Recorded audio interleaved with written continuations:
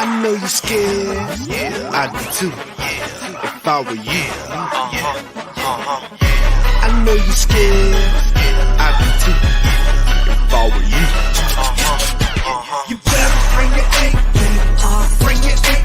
You better bring your A game. Bring your A game. You better bring your A game. Bring your A game. You better bring your A game.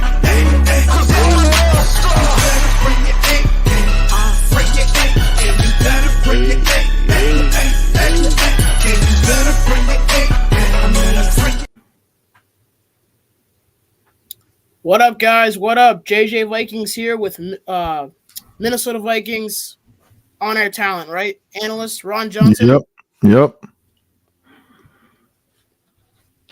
Well, it is so great to speak with you right now, and I'm excited for how the season's going to go and how excited I am for the preseason coming up with JJ McCarthy and lots of other great things that's going to happen with this team and the transition from having a bit of a slow team last year coming towards the end of the season and Kirk Cousins being hurt last season. But now we draft JJ McCarthy, and not only that, but we improve our defense and do great things to help the team get better. I mean, I'm excited about that. Are you excited?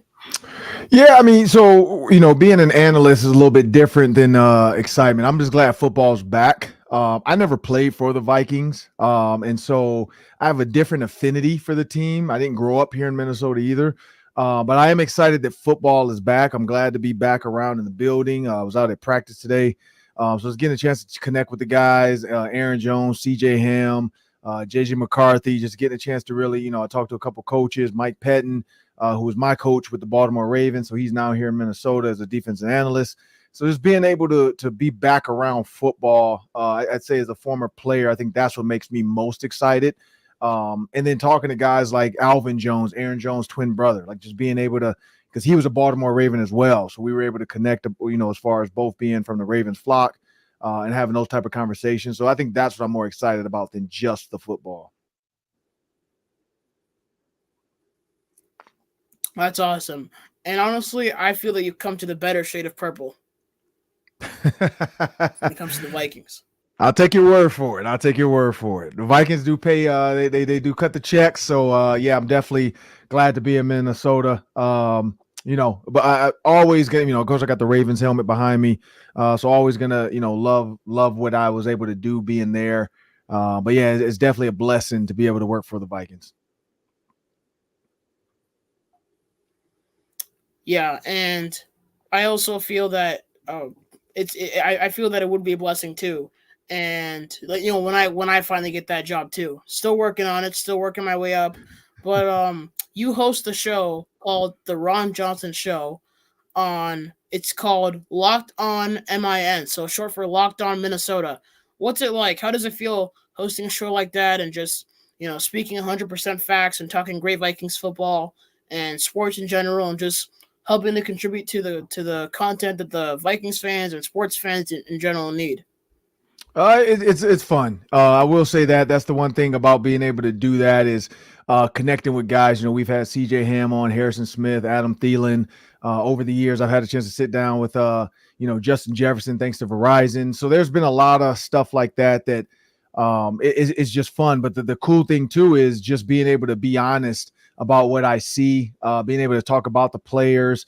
Because when I do stuff for the Vikings, it has a different vibe to when I do my own show. I can be a little bit more free and loose. And I'm a basketball fan as well. So we don't just do football. We've been talking a ton of USA basketball, USA track and field. And we have the Timberwolves deal we do with them. So I think that opened it up to being more eclectic and not just football driven. And that's why I decided to do it. I'd say you're an underrated version of Stephen A. Smith. I think you deserve the same popularity he gets, considering how well you run your show too. And I'm a big fan of the Stephen A. Smith show as well. Yeah, I would definitely say he's on a different level of what he's into. I would say he's less analyst and more debater. I like to actually break down the basketball facts, and I looked at, like most recently, Anthony Edwards is He has the third least amount of minutes in the Olympic Games right now, but he's one of the leading scorers on the team. So I love little things like that when I break it down and looking at the number of rebounds, offensive rebounds to points scored. Same with football, being able to break down actual film. So I would kind of put myself more like over into Ryan Clark, Nate Burleson.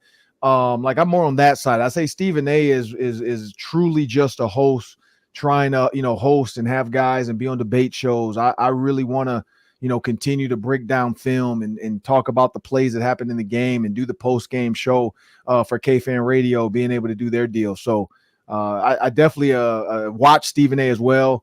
But I would say I'm more like, if it's Stephen A, I put myself more with the Shannon Sharp side of his show. Okay, and Ryan Clark, by the way, you just mentioned Ryan Clark. Ryan Clark is a guy that I like. I am not very happy with his take that George Pickens is better than Justin Jefferson. That part is clear to me that he's not. But I do say that Ryan Clark is a guy who, you know, he's got some great knowledge about the game, and I do like that he has a good connection with the Steelers. And it's impossible as a sports fan to not like Mike Tomlin. By the way, I think he's a great coaching mind, and I like the fact that he's led his Steelers team to some great success for a while now. And I felt that if we could have had him on the Vikings, then that he could have been our Brian Flores before actually getting Brian Flores. So I feel that Mike Tomlin and Brian Flores are on very similar coaching levels, and they might as well be related. Great minds think alike. Yeah, and I mean, Mike Tomlin was with the Vikings, so he came from Minnesota as well, and that was a guy when he first got to Minnesota. A lot of people thought he should have been a head coach here, and it just didn't work out at the time. They had, it was a different time, and it wasn't really his time yet to be here and be a head coach. But yeah, Mike Tomlin definitely could have been a guy that they should have elevated sooner, but he was young in his career. I will say Ryan Clark is a friend of mine. He was in Washington when I was in Baltimore. And then he also was in New York. And so he and I have hung out. He's come on, I've interviewed him and he's interviewed me and we've talked. And so, one thing about Ryan and the George Pickens, I mean, he actually had that. I actually asked him that question on the show about George Pickens versus Justin Jefferson. That was one of the first questions I asked him.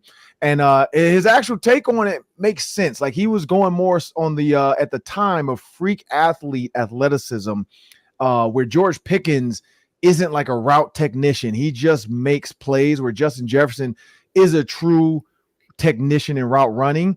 Better receiver? No, but I think he was trying to say George Pickens' ceiling is probably like he has an opportunity to be just as good, if not better, but it's not going to happen. Justin Jefferson has hit another gear. He's hit another training regimen, and he's put himself out there to let everybody know he is the best receiver in the NFL.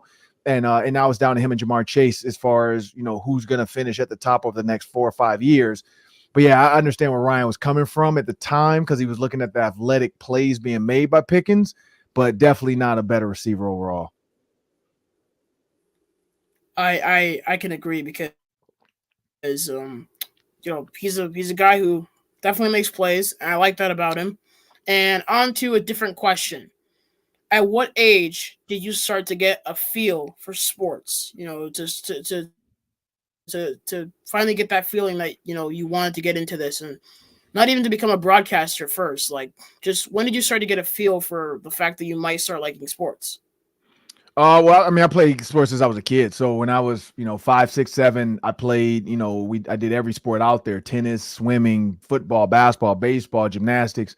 And so right around the age of 7 or 8, like, I don't remember this. This is stories I've heard told by my parents when I was a kid. But, I snuck out the house to go play tackle football because they didn't want me to play tackle football. My dad had multiple concussions when he played in the NFL for the Pittsburgh Steelers. And, I think he thought that was like, he didn't want me to go through what he went through. And but he couldn't keep me away. And so once they found out I was going, he was like, well, if you're going to go, I'm going to come out there and I'm going to help coach. I'm going to be around and I'm going to make sure you're doing it the right way. So yeah, I mean, when I was as young as 6, I was outside every day playing sports with my friends. So it was evident then.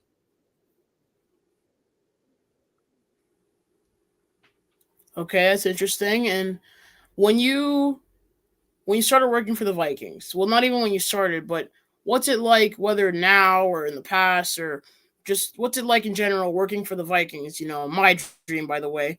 And is there anything unique about them? Like, is there anything that makes the Vikings stand out in a positive way, and something that is easily shareable to make them even more likable than they already are? I would say like I started off with the Big Ten Network, so it wasn't like it was more Big Ten Network stuff when I was first coming out of football. Fox ended up having me on doing some stuff with college football, and then I did some NFL stuff for them for about a year. We called it like the Vikings Football Show because we weren't affiliated with the Vikings just yet. And then the next year, the Vikings partnered up with us, and they came over and after they talked to Fox, they said, "Hey, we want to get everybody in there together. Can we get a show with Ben Lieber, Pete Bursich, so on and so forth?" At the time, a host was Hobie Artigue. Hobie and I started the show back in 2014 as just a concept, and now it is where it is. And so the one thing I've always loved about the Vikings is just their willingness to let a guy like me who's never played for them, no connection to them at all as an alumni or anything. I mean, I played in the NFL, but I had never, like, I wasn't like Ben Lieber and Pete Bursich to play for them. But they open their door all the time. Like they have me over there when I do shows. They have me over there to watch film. They allow me to use the film for our show. And so it's been fun. And then of course I do content for them as well on Vikings.com. And that came later, but at first, like it was just a show. They were allowing me to be able to get access to everything. And when there was a commercial for Microsoft, they asked me if I wanted to be in it. When there was a opportunity to do something with Sony and get headphones, they said, "Hey, do you want to do it and do stay at home," is what it was called. And so Sony wanted to be the sponsor. And so we got headphones to stay at home and do shows. And so all that stuff, I think has been fun. And just even being at training camp, all the employees, you can have a conversation with them, Martin Vance and Kwesi and Kevin O'Connell and, all the way down to Sam Newton and Brian Harper, everybody, Gabe Henderson, everybody is very open and welcoming when you're around the facility. And that's unique when you think about people that aren't tied to the team, but they still have the ability to, make it an open door. Yeah, the Vikings are so good at being not just a good team on the field, but also like off the field. I always see them going out of their way to do things for fans, families in need, and to help great analysts and broadcasters or whatever you want to call it, great people like yourself get jobs with them because they're a great team, and whoever's behind them making these decisions is definitely a genius. And I feel that, well, not like roster moves, but even though they are still great roster moves, but I feel like more personal moves, like doing things for families and things like that, because I think it's very important for a team to be recognized for not just what they do on the field, but what they do off, because that's so important. And speaking of the people that you work with, I've had Gabe Henderson on the show. I've had PA on the show multiple times. Absolutely love that guy. It's great having you on. Still haven't had on Ben Lieber, Pete Bursich, or Tatum Everett, but I did meet Tatum in Minnesota, and I did do an in-person interview with her, so I guess that counts as well. But I just love the Vikings. They're so welcoming. And when I went there last year, like almost last September for the Vikings Bucks game. Before that, I was invited to the facility. One of the workers there named Heather welcomed me in. She's a very nice person, and I just felt like I got a good taste of how great the Vikings community really is. Yeah, no, it is a great community.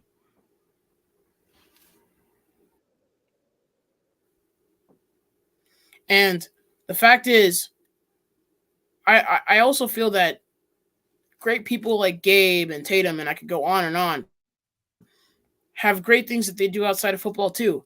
I feel that, there's more to them just being great analysts. I feel like they're also great people. Yeah, no, yeah. And so Gabe and I are friends. We work out together every once in a while. He's been over for dinner, New Year's. We have him over. My daughter's a babysat his daughter. So yeah, I mean, they are great people, but it's getting to know those guys. And like Tatum, she'll reach out whenever she needs something, and her and I always chat when I'm over there. So yeah, I mean, as a whole, they are great people outside the building as well.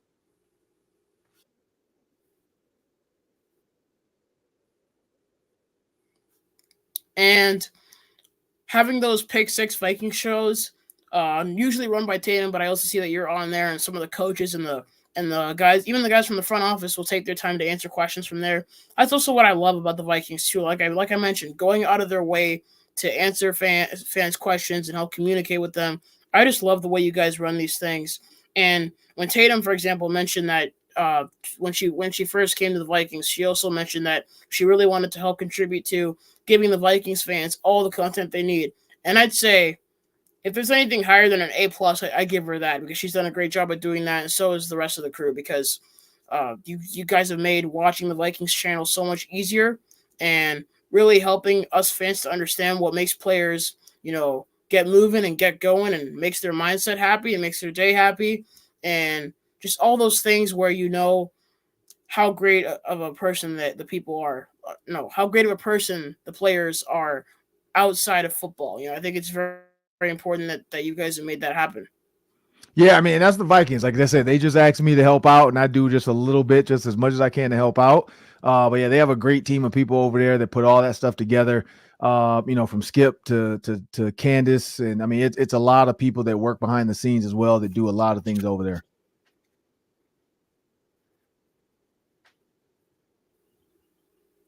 I can imagine how great that is. What's it like getting to interview? Assuming you have obviously Coach KOC or being in the same building as Quasey or Justin Jefferson. All three guys I dream of interviewing. By the way, what's it like being with them, being in the same building as them, and just knowing how great they are at what they do?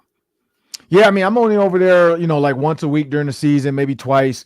The when the road games, of course, twice or three times. But the biggest thing for me is I don't interact with them a ton. We've had KOC on just for little things they've done, and I'm in there watching or listening to the interview. Quasey is more just seeing him out on the field. One of my former teammates is on the scouting department, so Quasey will stop over when he and I are chatting and just talk. And as two guys, I'd say they're definitely in to win. Like they want to build the team up, and every conversation is positive. Every conversation is heading in the direction of like what's next for the Minnesota Vikings. But again, it's cool to be able to have that. But I've had that before. I mean, I've been around. Like I said, this is going to be my 10th season of doing this, so I've been there for the for the Zimmers, for the Leslie Frazier's, Brad Childress. So I've seen Mike Tice, so I've seen a lot being just in Minnesota around these coaches as well. But we did the shows back when Zimmer was here, and it was similar. Spielman had a great relationship with Spielman. He was always there to give us intel and have conversations about the stuff. Being able to talk to the other coaches in the building. I've had coaches on the show as well, Keenan McCardell, talking to him about stuff. So I think it starts from the top. Quasey and Kevin set the tone, and the rest of the coaches kind of follow their lead with, how they interact and how, nice and open they are with what they know about the game.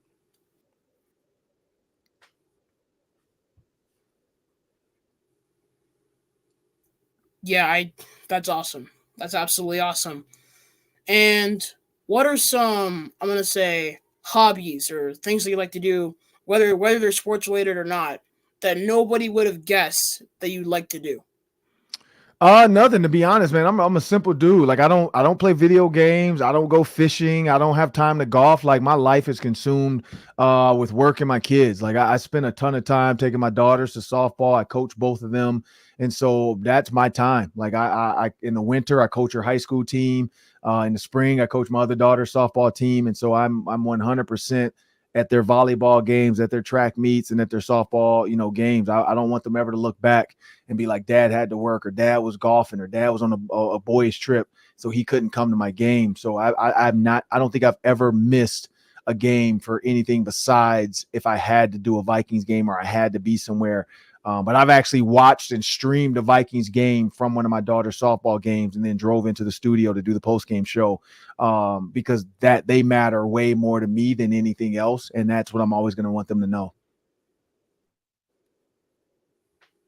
That's awesome. You're an outstanding family guy too. Outstanding. And yeah, that's real. That's very, very appreciative. And I'm pretty sure your daughters also really appreciate that about you.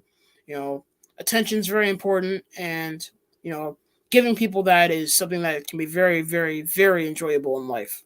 Appreciate it. Of course. And my other question to you is, what are your thoughts on Vikings rookie quarterback JJ McCarthy? And to be more specific, should he start in week 1, and do you want to see him during the preseason? Well, we're going to see him during the preseason. We know that. I was just talking to Mike Pettin about this because when I played, we had 4 preseason games. And so a lot of coaches were used to that. This 3 preseason game thing just happened when they switched to 17 weeks. So coaches are still figuring it out. But this week 1 is technically week 2, because how we used to treat it, week 1 was veterans didn't play as much. It was more rookies. Week 2, you got the vets in. They got lathered up. They got three series in, maybe 4 series in, and then they were done. And then you get the rookies and the younger guys back in. And then game 3, a little bit more of the veterans, but then you take them out a little sooner. And then 4 is just all rookies. Well, 1 plus then the practice week with the Browns, they are going to treat this like they're going to have to get the veterans in there, and especially with a new quarterback and Sam Darnold, who's never been here.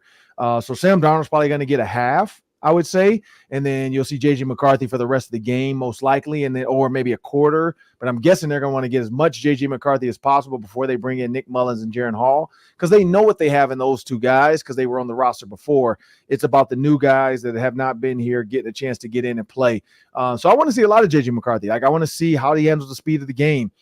Can he handle guys because he's going to be playing against guys that are going to get cut defensively. So can he dice those guys up? Can he look like a true consummate pro, or is the game going to move a little bit too fast for him, which is okay. He's a rookie. He doesn't have to start week 1. That's the reason why, they went out and got Sam Darnold. And I think that's the key, and so having Sam Darnold, you don't have to worry about rushing JJ McCarthy out there. You think about Jordan Love, you think about Patrick Mahomes. I think that's the goal. You let him sit for a little bit and then you get him in there later.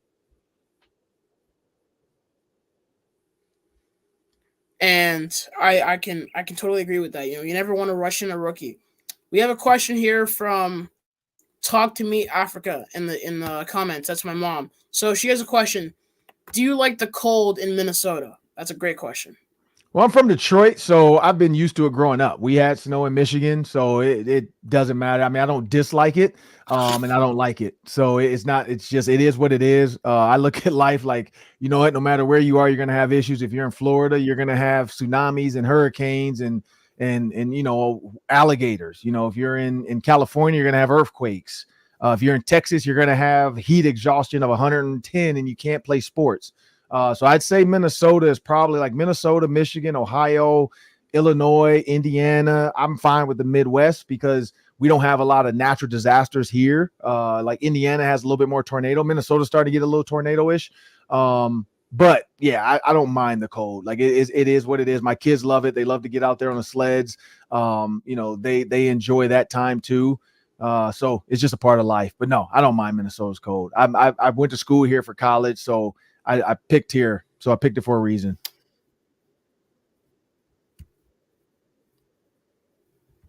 Yeah, I was born and raised in Minnesota, and I was born and raised there for 7 years. Currently live in Massachusetts now, but Minnesota will always be my home. And some great news: I will hopefully be at the game for the Vikings Niners game.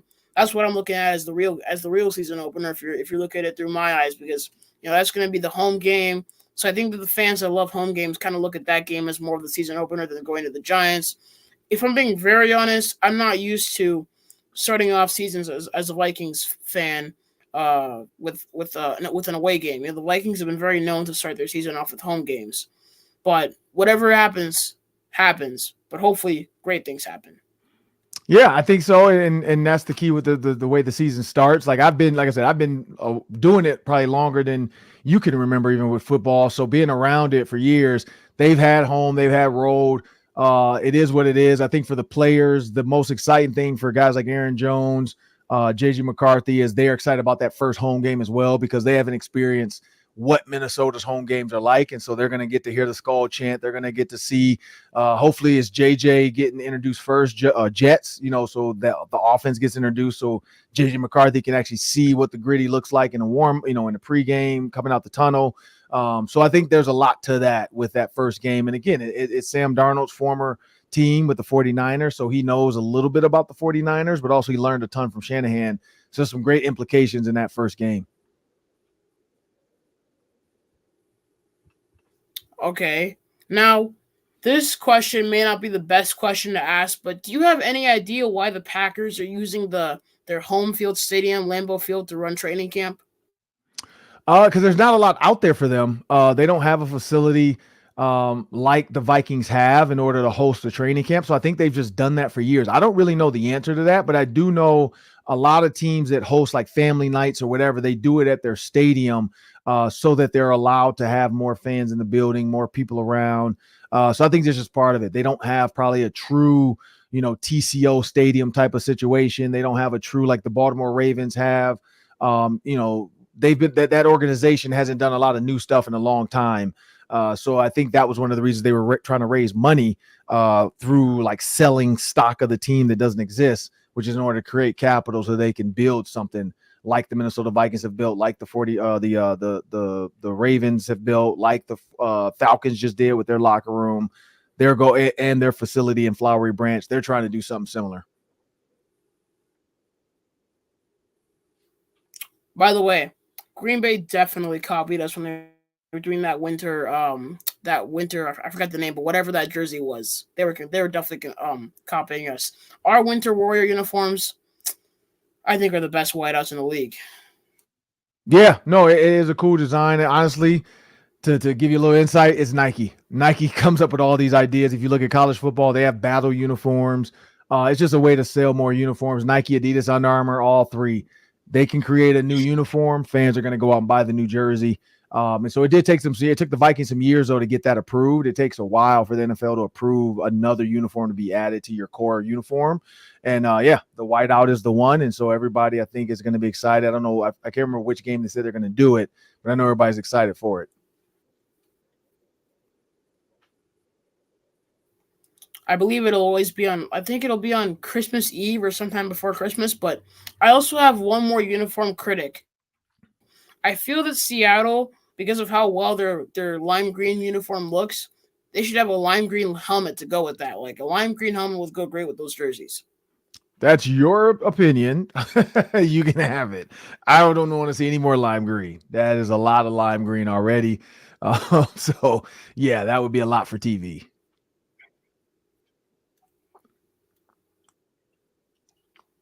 Oh, okay. Well, a lot of people say that they look like highlighters, too bright, but I love them in my opinion. They are bright. It is definitely a highlighter.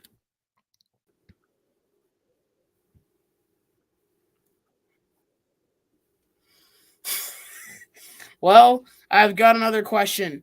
Do you have thoughts on our defense in the case of, are we exactly set on defense? Because I feel that we are, because we got Ivan Pace Jr., Jonathan Grenard, Dallas Turner, Andrew Van Ginkel, Blake Cashman, all in Minnesota, Gabriel Murphy too, and I feel that we're set considering that they have Brian Flores as their defensive coordinator. Do I think we need another corner? Yes, but I feel that we're going to be set there. But do you like Dallas Turner and the entire defense in general? Yeah, I mean, so the thing about, kid out of college, you just never know what you're going to get. Reminds me a little bit of a smaller version of Terrell Suggs. So we'll see how Brian Flores deploys them and uses them in his defense. At DB, of course, yeah, they're a little thin due to injury. But picking up Fabian Moreau was a great pickup for them. Bringing in Bobby McCain, who knows Brian Flores' defense, so another guy that can be in that second unit that's out there, whether they go dime or some where they need additional DBs. You'll have a guy like Bobby McCain, and I think over time, over the next week or two, will work himself up into that one, or not ones, but with the twos group. But yeah, I think having Fabian Moreau off the street, being able to get him, that was a key move for the Minnesota Vikings. But yeah, I would never say a defense is set. I think when coaches are tinkering around with the team, period, there's always pieces you can add. Like the Minnesota Vikings, for instance, the offense. Everybody can say, yeah, the offense is great. When TJ Hawkins is back, they're going to be even better. But you could always say, hey, it'd be nice if they had another receiver. Like it just is what it is. That's what the NFL is about. That's why guys join up together to create super teams. That's why people have joked about Adam Thielen coming back to Minnesota to be with Justin Jefferson and Jordan Addison. So, yeah, you can always add pieces. But, yeah, I think Brian Flores, he'll take a lot of pieces and build a great puzzle. And he added a lot more pieces to his puzzle this year with the guys you name, and Grenard, Cashman, and Van Ginkel. Like that was, and then of course Dallas Turner. But that was some huge pickups via the draft and in the free agency market.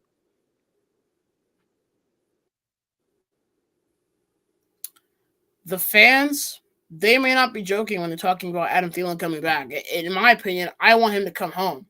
I want Adam Thielen to come home. He's the guy that I've been watching since I was about 6 years old. So he's a guy who he's got a special place in a lot of Viking hearts. So I think that he should come home if there's a possibility because I don't really see the Vikings trading for him, but in the same in another way, I feel like we could because Quasi is Quasi. He's smart, makes great moves. I mean, we managed to trade for Dallas Turner in the draft. We managed to make a T.J. Hawkinson trade in the 2022 season between week 8 and week 9. So we had Hawkinson before the Commanders game in week 9 of 2022. So I feel that it is a possibility, but I also feel that Jalen Naylor and Brandon Powell could also be some solid options. But as far as a veteran goes who knows the game and for a plus side has been in Minnesota before, I say Adam Thielen's the option. Yeah, I'd say Jalen Naylor for sure is wide receiver 3 right now. I think he gives you more speed than Adam Thielen. I think he gives you more explosive plays right now than Adam Thielen. He's younger, so they haven't seen what he can actually do yet. He reminds me of a guy that has an opportunity to be like a Van Jefferson was for the Rams, that can take the top off the defense. Adam Thielen is more of a first down, red zone possession receiver that really was a sturdy piece to this offense, but also was a playmaker. And so I could see it happening, but the later it gets in his career, the harder it's going to be to make that a decision to say this is worth it versus the money he wants. Now, if he wants to take a hometown discount and just come back home at some point, and he still has it, I would say do it any day of the week. But, I think at the end of the day, it's going to come down to money. He's going to make more money with a team that needs him to be wide receiver 1. And he's a great receiver. He still has a lot left in the tank. And so I think it's going to be very tough if that happens. But you never know. I've seen stranger things happen in this league. Yeah, I feel it's a possibility as well. And I feel that he'll get a lot further in Minnesota than he will in Carolina. But what I really do want to say is on defense, the corners that are available, I believe, are J.C. Jackson, Xavier Howard, and Stephon Gilmore. That's actually in the order that I want them because I want a guy like J.C. Jackson or Xavier Howard because I don't want Stephon Gilmore. Well, I like Stephon Gilmore, and I wouldn't be mad if we got him because he's still a good option to add to the team. I just feel like ever since Justin Jefferson did what he did to him in the Vikings Colts game in Week 15 of 2022, I feel that Stephon Gilmore has lost a bit of a step, that he could get burnt by receivers. Xavier Howard, J.C. Jackson, I don't feel that they've lost too much of a step. So I feel that if we get a guy like one of those two, or one of those three, I should say, I'm not going to discount Gilmore, but I feel that we need another corner. I think that our secondary and then our defensive line could also use a little bit of help in the defensive tackle spot because we got a lot of whether you say 3 tech or 5 tech guys instead of true defensive tackles like let's say Linval Joseph or Dominican Sue from the Bucks, Dolphins, Lions, bunch of teams he played for. So a lot of guys that we could possibly get. And if we really go out there, I think we could get some nice defensive pickups and hopefully a wide receiver. But I'm gonna put my trust in Jalen Naylor despite how injury prone he is. But I'm excited for this team overall. Yeah, I mean, it's a solid team. I mean, you named some great guys at corner. At the end of the day, they only have $18 million in cap space, so it's going to be figuring that out. Like, is it, and again, guys are going to get cut. Guys, like, that's the thing about the next 3 weeks with preseason games. There's some guys that aren't on the roster right now for the Vikings that might end up on the roster after other teams make their cuts. And so I think coaches are keeping that in mind too, versus like jumping out there and just making a move right now. Maybe wait for a guy that they know is probably going to get cut because he wants another contract or that team just wants to move on from him. So there's that opportunity too. I totally agree. And I wanted to thank you so very much for coming on to the show. It's been great having you on. You talked some great sports talk and also some great advice to me. And thank you for also letting me know even more how great of a team the Vikings are. And keep doing what you're doing. I'm definitely rooting for you and rooting for the Vikings as well. Appreciate it. You have a good one.